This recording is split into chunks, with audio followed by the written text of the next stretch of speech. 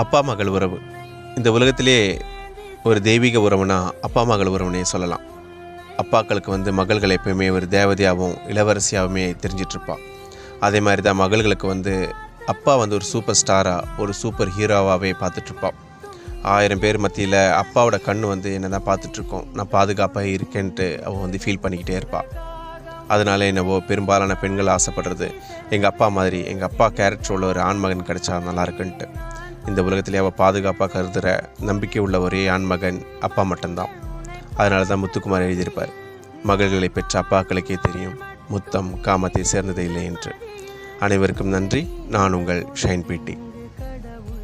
முகம் பார்த்த பொழுது பாதம் தொழுது